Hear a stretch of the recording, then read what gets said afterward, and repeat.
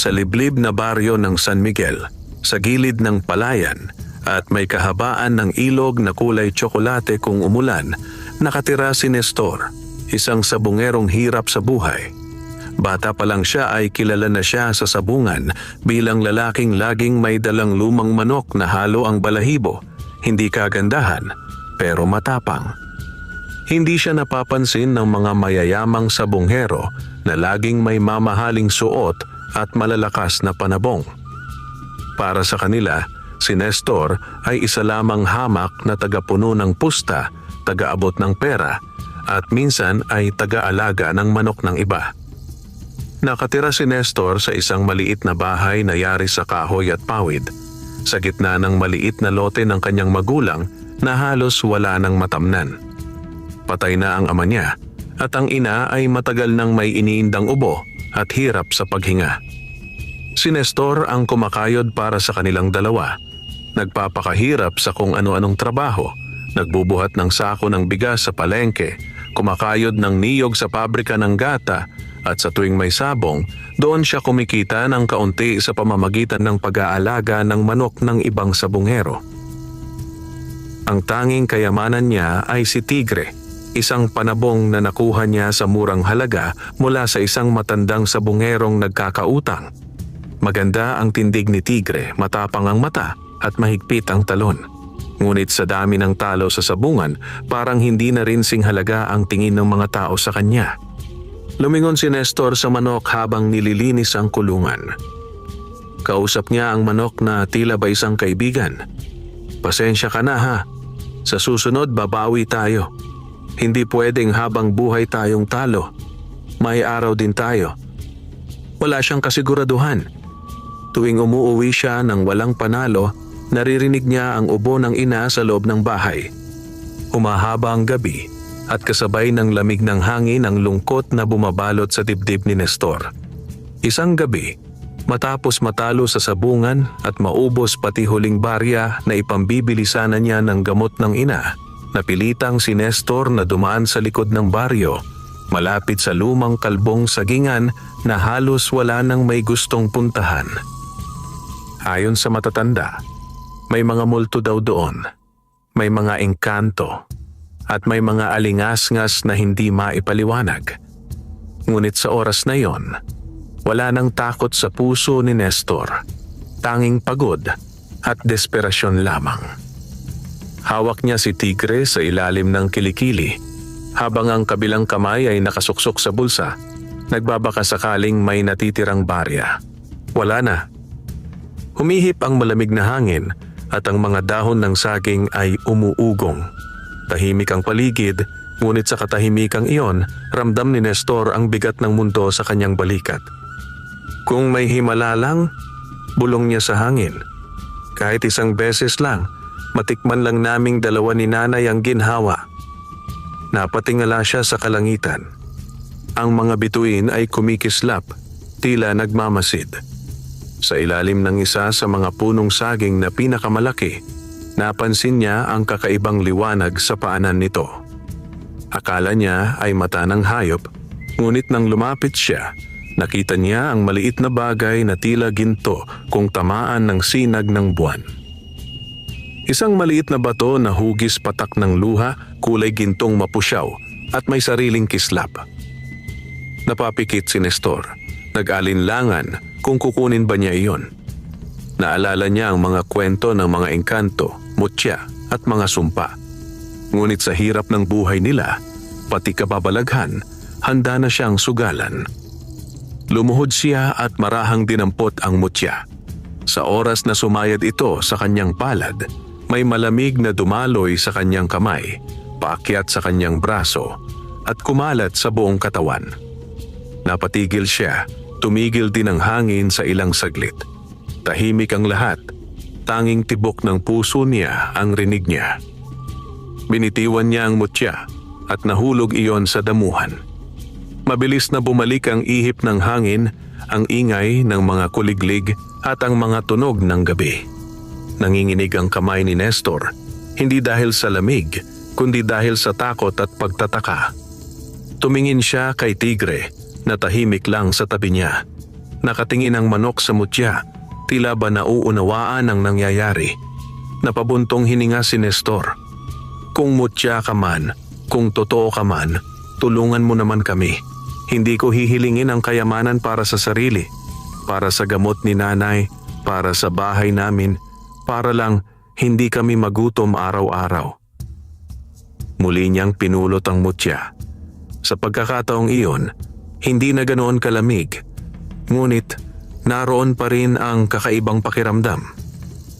Para bang may humahawak sa kanyang mga daliri, marahang hinihigpitan at sinasabing, "Huwag kang matakot." Nilagay niya ang mutya sa bulsa sa loob ng kanyang lumang t-shirt malapit sa dibdib.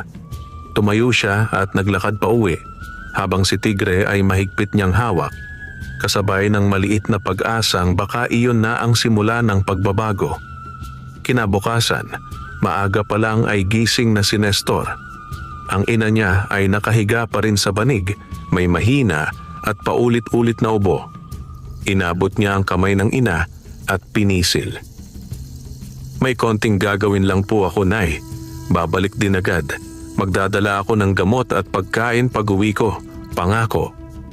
Napangiti ng kaunti ang ina, kahit halata ang panghihina. "Huwag mo nang puwersahin ang sarili mo sa sabong, anak. Lagi ka na lang talo. Mas mabuti pang maghanap ka ng ibang pagkakakitaan." Ngumiti si Nestor, pero hindi na sumagot. Wala naman siyang ibang alam. Sabong ang kabuhayan niya. Sabong ang alam niyang mundo. At ngayon, may misteryosong mutya pa siyang baon. Dinala niya si Tigre sa likuran ng bahay. Pinakain niya ito ng palay na hinaluan ng kaunting tinadtad na dahon ng saging. Nasanay si Tigre sa ganitong pakain tuwing may laban. Pagkatapos nito, umupo si Nestor sa bangko at inilabas ang mutya mula sa bulsa. Maliit lamang iyon, pero malinaw ang pagkakakintab. Hindi ito karaniwang bato. Sumikat ang araw at tumama ang liwanag sa mutya.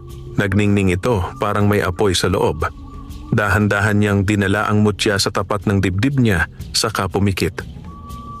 "Kung totoo ka," bulong niya, "gawin mong mas malakas si Tigre. Hindi ko hihilingin ang imposible. Basta bigyan mo kami ng tsansang manalo, kahit paunti-unti. Alam mo ang puso ko, hindi ako sakim."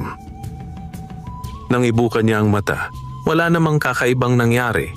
Tahimik pa rin ang bakuran, tahimik pa rin ang mundo. Ngunit napansin niya si Tigre. Ang manok ay nakatayo ng tuwid, tila mas matapang ang tindig, mas matalim ang tingin. Dumapo ito sa ibabaw ng maliit na haligi ng kahoy at kumislot ang mga pakpak. Napangiti si Nestor. "Aba, parang iba ka ngayon, ha?" Tumilaok si Tigre, malakas, buo, at parang may alam sa nangyayari. Kinagabihan, may malaking tupada sa kabilang baryo, sa sabungan sa may San Roque. Maraming sabungerong may pera ang darating, sabi ng balita. Malalaking paluan, malalaking pusta. Para kay Nestor, ito ang pagkakataon. Kahit wala siyang pera, alam niyang tinatanggap ng ibang sabungero ang sistemang sosyo, kung saan ang magmamay-ari ng manok ay may bahagi sa panalo kahit wala siyang puhunan sa pusta. Bitbit niya si Tigre, dala ang mutya na nakatago sa loob ng kanyang kamiseta, nakasabit sa tali na siya mismo ang gumawa. Habang naglalakad siya patungo sa sabungan, ramdam niya ang kabog ng dibdib niya, hindi lang dahil sa kaba, kundi dahil sa kakaibang lakas na tila dumadaloy sa kanya. Pagdating niya sa sabungan, maingay na. Sigawan dito, tawanan doon, mura sa kabila, at hiyawan ng mga tao habang lumilipad ang mga pera sa ere sa bawat tawag ng Kristo. Ang sahig ng sabungan ay puno ng dumi ng manok at pawis ng mga tao. Nasanay na siya sa amoy na iyon.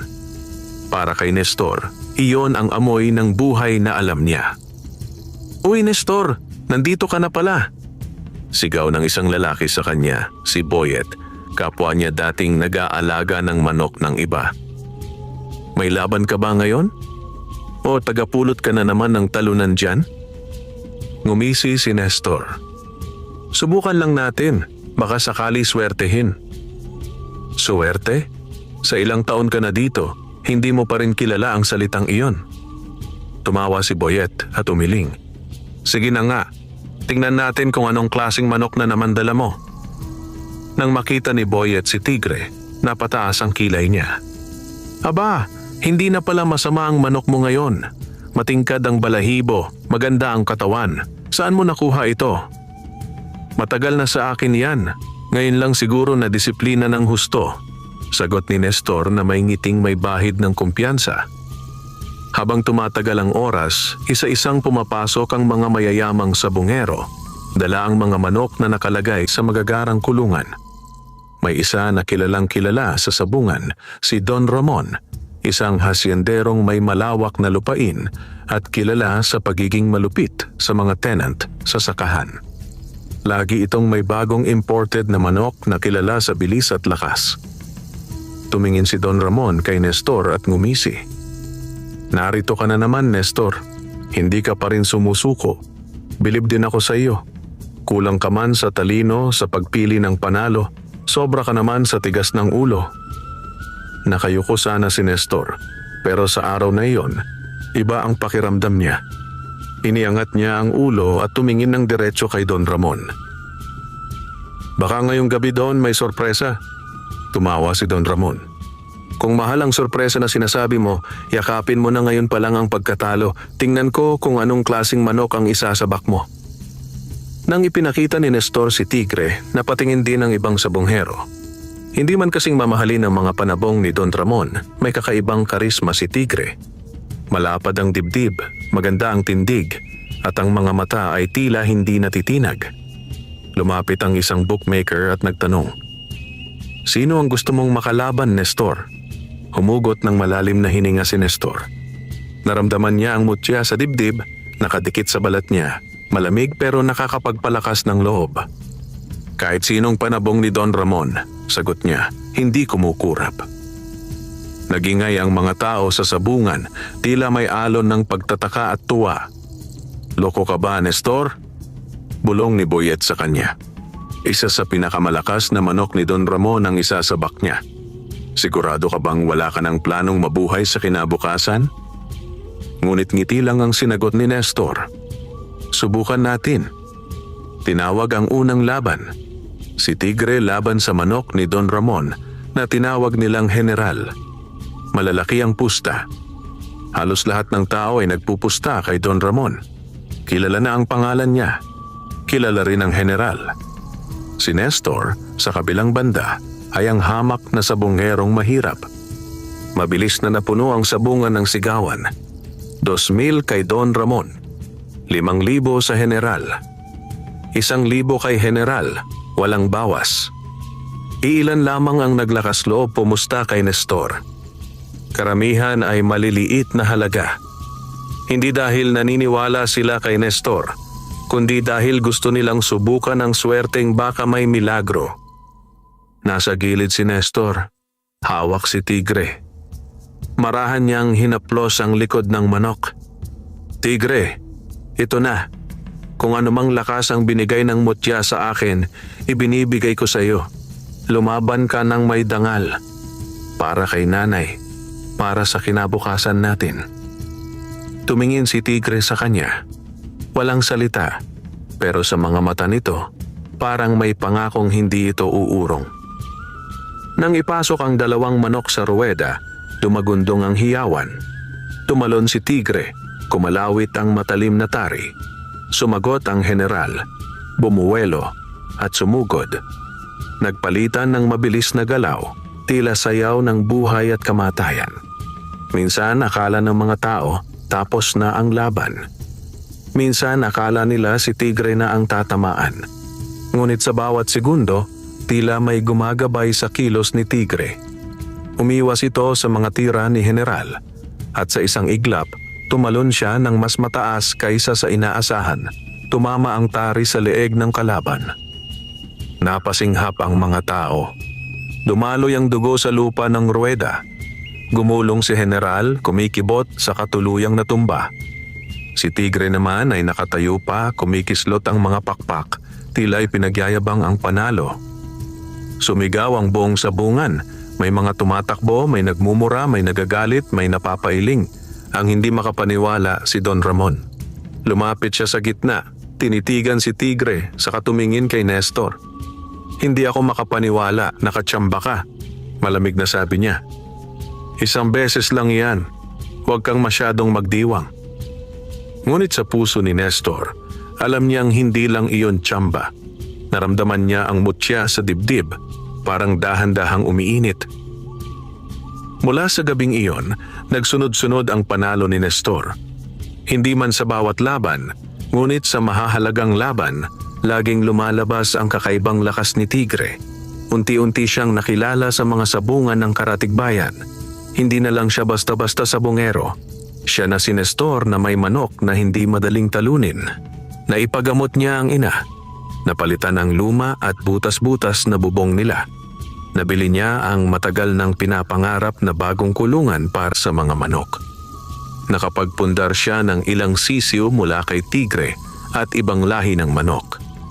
Unti-unti, naramdaman niya ang pag-angat. Ngunit sa pag-angat, sumunod din ang tukso. Nagsimulang lumapit kay Nestor ang mga taong dati ay hindi man lang siya pinapansin. May mga sabungerong humihingi ng payo sa pagpili ng manok.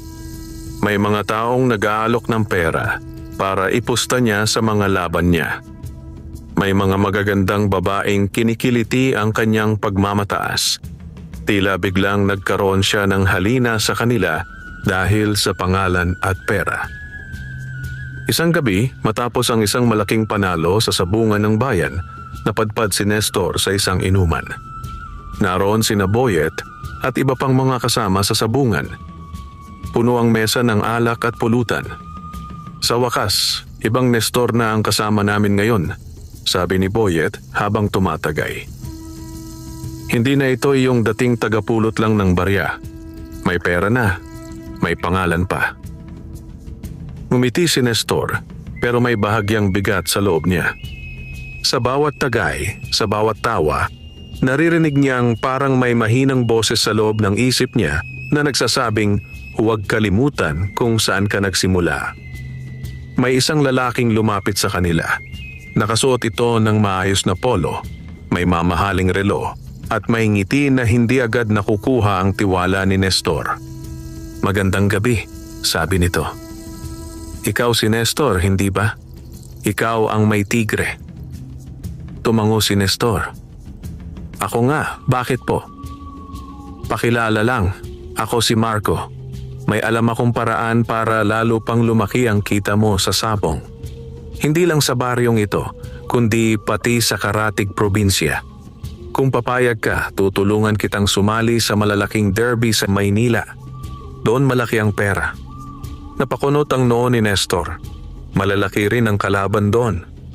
Pero hindi kagaya mo. Balita ko, hindi basta-basta natatalo ang manok mo. At higit sa lahat, marunong ka raw pumili ng laban. Kung sasama ka sa akin, gagamitan natin ang tamang diskarte. May mga laro na kontrolado na ang resulta bago pa magsimula. Kung gusto mo, kasama ka sa loob ng bilog na iyon. Naramdaman ni Nestor ang pag-init ng pisngi niya. Alam niya ang ibig sabihin nito. May daya, may bentahan ng laban, may kabayaran ng ganitong uri ng tagumpay. Kung gusto ninyong dayain ang laban, hindi ako interesado. Malamig na sagot niya. Nagbago ang ngiti ni Marco. Naging payat at malamig ang tingin nito. Sayang, malaki sana ang kikitain mo, pero naiintindihan ko. Baka magbago ang isip mo balang araw. Ang pera, kapag nalunod ka na sa sarap, hahanap ka rin ng mas malalim na dagat. Iniwan sila ni Marco, pero hindi na nawala sa isip ni Nestor ang sinabi nito. Sa mga sumunod na buwan, dumami ang pera sa kamay niya, dumami ang panalo, pero dumami rin ang mata na nagmamasid. Dumami ang inggit, dumami ang lihim na galit. Isang gabi, pag-uwi niya sa bahay galing sa sabungan, napansin niyang tila iba ang kilos ni Tigre. Tahimik ito, hindi kasing sigla tulad ng dati. Nilapitan niya ito at hinaplos ang likod. "Ano na, Tigre? Pagod ka na ba?" Napansin niya ang maliit na hiwa sa gilid ng pakpak nito na hindi galing sa laban. Hindi iyon ang karaniwang sugat na nakukuha sa ruweda. Parang hiwa na dulot ng matalim na bagay na hindi tari. Napakunot ang noo ni Nestor. May hinala siyang may nagtatangkang gumawa ng masama sa manok niya. Maging ang mga kalaban niya, alam na kung gaano kahalaga sa kanya si Tigre at kung gaano kalaki ang naidudulot nito sa bawat laban. Kinabukasan, dinala niya ang mutya sa sagingan kung saan niya ito unang nakuha. Tahimik ang paligid, tulad noong unang gabi. Pinikit niya ang mga mata at hinawakan ang mutya sa dibdib niya. "Kung sino ka man na nagbigay nito sa akin, nakikiusap ako. Huwag sana akong tuluyang matangay ng kasakiman. Ibinigay mo ito sa oras ng kagipitan. Ayokong gamitin ito para sa panlalamang. Kung may kabayaran ng mutyang ito, sabihin mo sa akin ngayon, bago pa maging huli ang lahat." Walang sumagot. Walang kakaibang tunog. Walang liwanag na umikot sa paligid. Ngunit sa loob niya, may tumitimbang na pangunawa. Naalala niya ang mga gabing umuuwi siyang luhaan, ang itsura ng ina niyang nanghihina, ang bahay nilang halos gibay na ng hangin. Naalala niya rin na noong unang beses niyang hilingin ang tulong ng mutya, ang laman ng dasal niya ay hindi kayamanan, kundi ginhawa para sa ina at kaunting pagangat para sa kanilang dalawa. Nagsalita siya ng mahina. "Kung ito ang huling pagkakataon na hihingi ako ng tulong sa iyo, sana ipakita mo sa akin kung ano ang tama." Mula sa araw na iyon, naging mas maingat si Nestor sa pagpili ng laban. Hindi na siya basta sumasabak sa mga laban na puno ng daya at malalabong pusta. Pinipili niya ang tapat na laban kung saan pantay ang tingin sa magkabilang panabong. Kapag may naririnig siyang bulungan ng bentahan, umaatras siya. Marami ang hindi natuwa, lalo na si Marco at ang mga kasama nito. Isang araw muling hinarap siya ni Marco sa labas ng sabungan kasama ang dalawang lalaking malalaki ang katawan at malamig ang mga mata. "Ang dami mong sinasayang na pagkakataon, Nestor," sabi ni Marco. "May mga laban na dapat sana ay sigurado ang panalo mo, pero tumanggi ka. Hindi ganyan ang laro sa malaking sabungan. Dito, pera ang umiikot, hindi damdamin. Kung ayaw mong sumama, baka kailangan mong pagbayaran ang pagbaliwala mo sa alok namin." Hinawakan ni Marco ang balikat ni Nestor ng mahigpit. Halos masaktan siya. Pero tumingin si Nestor ng diretso sa kanyang mga mata. "Hindi ko kailanman kailangan ang tulong ninyong marurumi. Kung mananalo ako, gusto kong panalo iyon dahil sa lakas ng manok ko at tama ang pag-iisip ko. Kung matatalo ako, tanggap ko iyon. Basta dalisay ang laban. Huwag mong idamay ang pangalan ko sa mga palpak ninyong plano." Binitiwan siya ni Marco at sa mata nito may malinaw na babala. "Sige, magdasal ka na lang na wala kaming gawin sa iyo, o sa manok mo, o sa pamilya mo." Kinabukasan, sa isa pang laban, nang ipinasok ni Nestor si Tigre sa ruweda, wala siyang napansing kakaiba. Ngunit sa unang salpukan pa lang, parang may nangyari. Bumagal ang reaksyon ni Tigre. Mabigat ang kilos nito. Nakakuha ng magandang tira ang kalaban at sa loob ng ilang segundo, gumulong si Tigre sa lupa, nanginginig at tuluyang napahiga. Tahimik ang sandali, parang lahat ng ingay sa sabungan ay biglang nawala. Si Nestor, tila nanigas ang buong katawan. Hindi niya maigalaw ang mga paa. Hindi siya makapaniwala sa nakikita niya. Tumakbo siya papasok sa ruweda at binuhat si Tigre. May manipis na bula na lumalabas sa tuka nito. Hindi iyon karaniwang senyales ng sugat sa laban, para bang may lasong pumasok sa katawan ng manok bago pa magsimula ang laban. Nanginginig ang boses ni Nestor. "Tigre, huwag ngayon. Hindi pwede ngayon." Ngunit hindi bumalik ang sigla sa mga mata ni Tigre. Unti-unting nawala ang ningning nito hanggang tuluyang pumikit.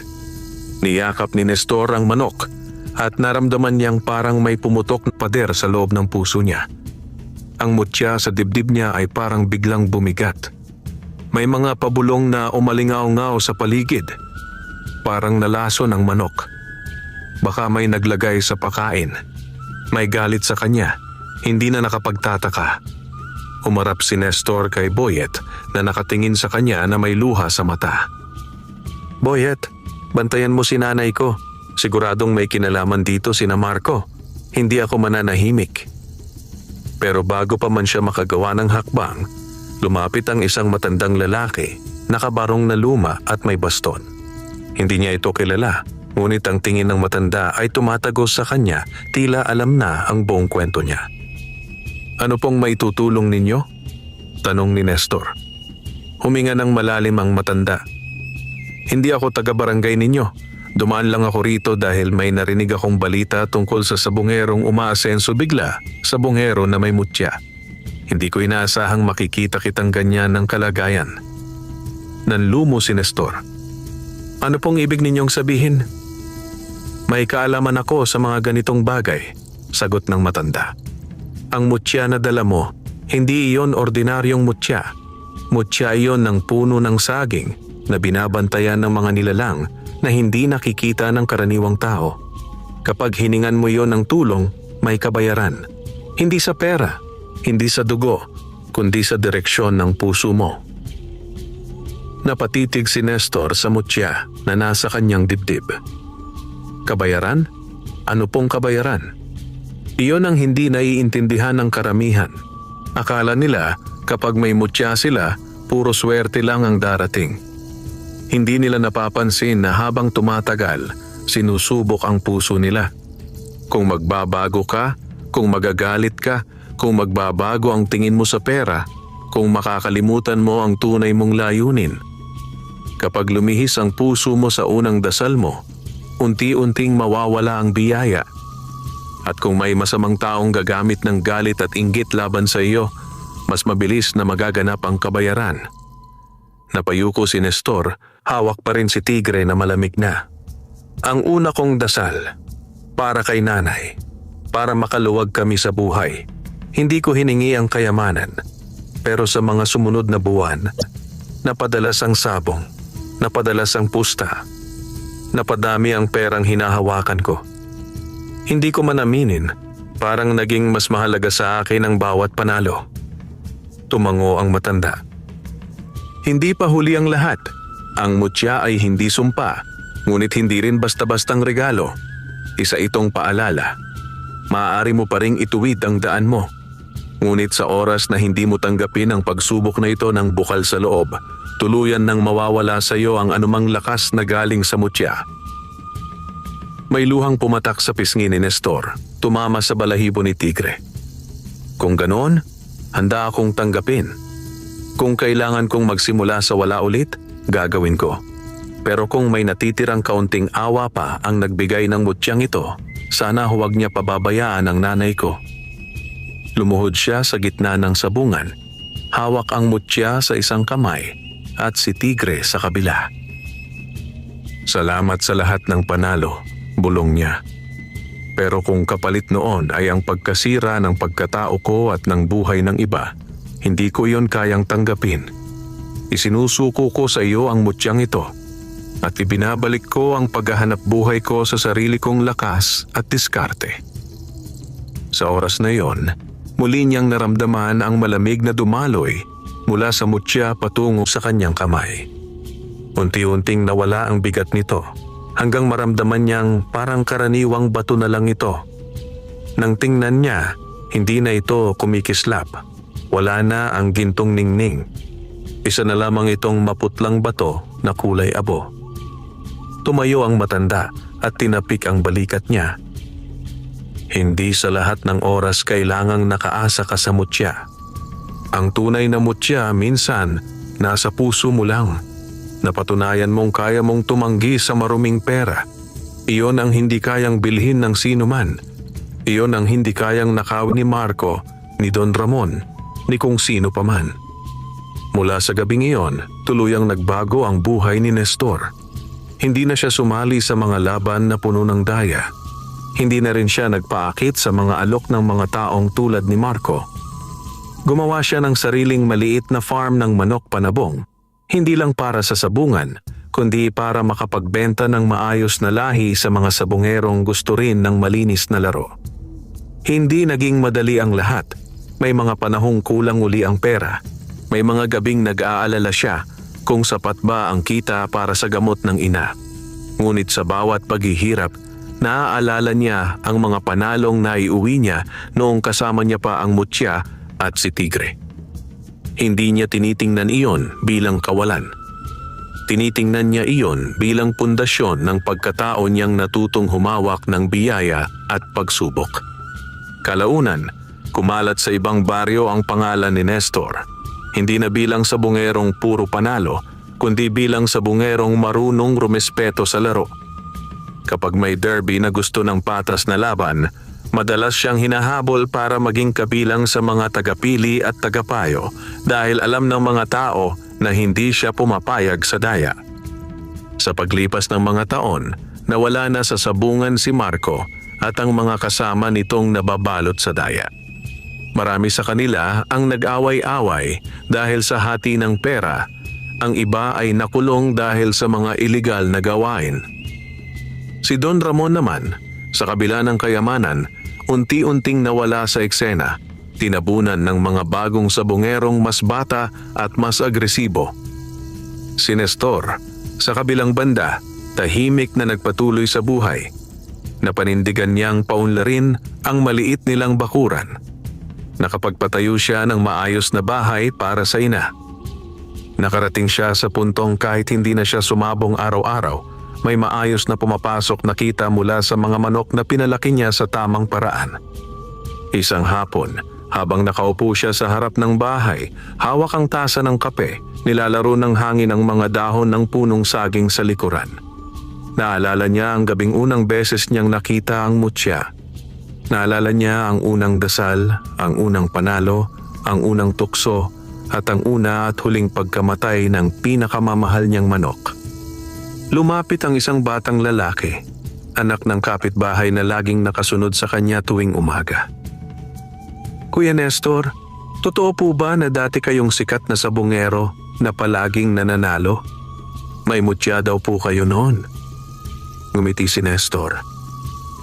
Maraming nagkukwento ng kung ano-ano. Ang totoo, oo, nagkaroon ako ng mutya.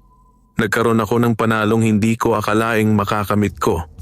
Pero mahalaga hindi kung gaano karami ang panalo mo, kundi kung anong klaseng tao ka pagkatapos mong manalo.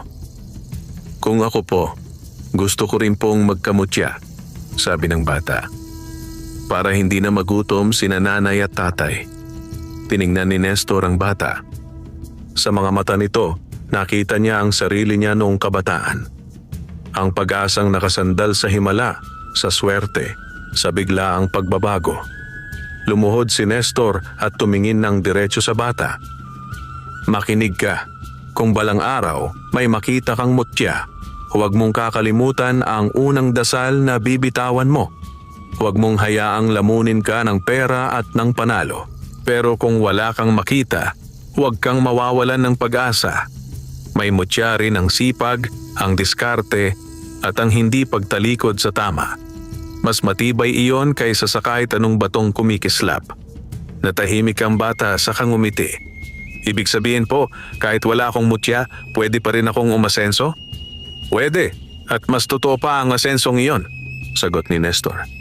At kung tungkol sa sabong ang pangarap mo, tandaan mo ito.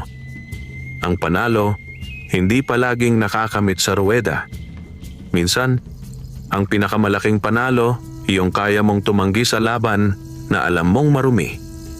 Habang lumalakad palayo ang bata, sumulyap si Nestor sa likuran ng bahay, sa hanay ng mga punong saging na ngayon ay mas malalago at mas malulusog.